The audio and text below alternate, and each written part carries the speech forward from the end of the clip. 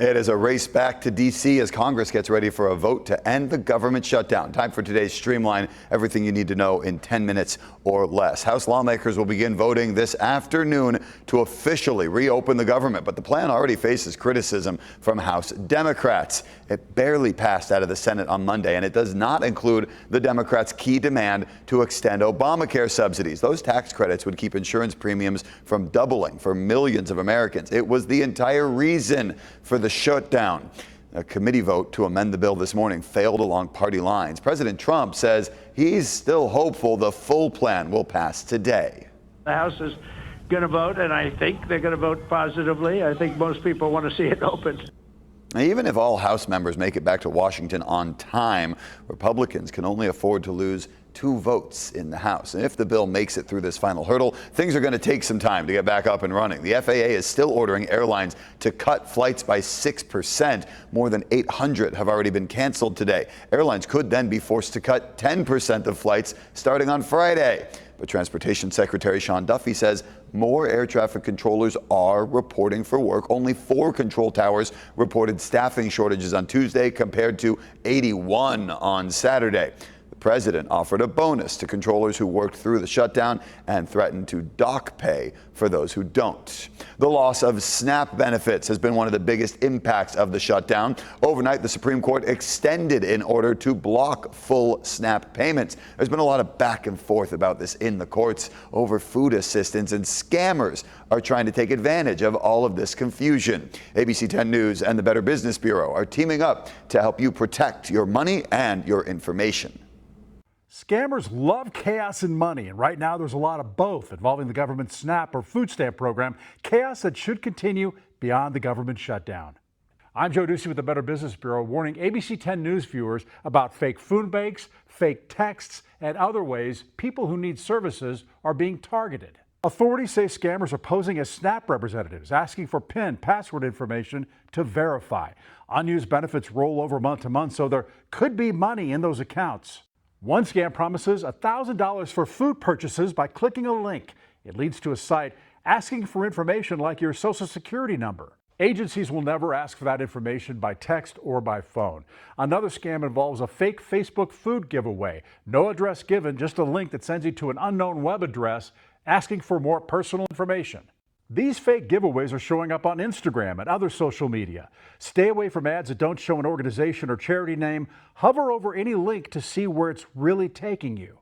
If you do need help, you can dial 211 to find food banks, pantries, and meal sites in your area. You can check out a charity for free at bbbsgive.org. More on this at 10news.com, and I'll see you next time. President Trump is defending the United States' need for foreign workers. In an interview with Fox News Tuesday, the president says the U.S. does not have enough talented workers to fill jobs. He even argued about it with the host. Despite his immigration crackdown, the president says the H-1B visa program helps fill a void in certain industries. In September, Trump signed an executive order, though, requiring anyone who wanted a work visa to first pay a $100,000 application fee. There may soon be another Kennedy in Washington, D.C. Jack Schlossberg has announced he's running for Congress. He's the grandson of former President John F. Kennedy. Schlossberg is running to replace retiring Congressman Jerry Nadler, who represents New York's 12th congressional district. In a video announcing his campaign, the Democrat focused on affordability while criticizing President Trump. The first blast of winter is hitting millions of people from the Midwest all the way to South Florida today. New York has already seen more than a foot of snow and counting. Wind gusts in the Northeast have reached 40 miles an hour. This Arctic blast stretches all the way to the south. Freeze warnings cover most of Georgia and northern Florida. Overnight lows in those areas will be in the 20s and 30s. In San Francisco, new video appears to show a conductor falling asleep at the controls while the train speeds on at 50 miles an hour. Frightened passengers were thrown back and forth. The train rocketed through the Sunset Tunnel. The driver wakes up just as they exit, frantically trying to stop the train, but it kept going, speeding past the stop, around a curve, and nearly hitting an oncoming car before screeching to a halt. The driver of the train blames the incident on malfunctioning equipment, but the city's transit officials confirm the cause was, quote, operator fatigue. So, if you've seen this video of a boat sinking right before a couple walks down the aisle, turns out that there's more to the story. Because I'm nosy, I tracked down the venue here from this video from Wilmus Weddings. And the venue owner Larry tells me it's a bit of an optical illusion what's happening in the video. The boat isn't actually sinking, the water is rising around it. The photographer saw that, thought it was sinking, and so he took the video, but in fact it had already sunk. This bay behind the wedding venue is pretty shallow. So when that boat originally sunk, a large part of it was sticking out.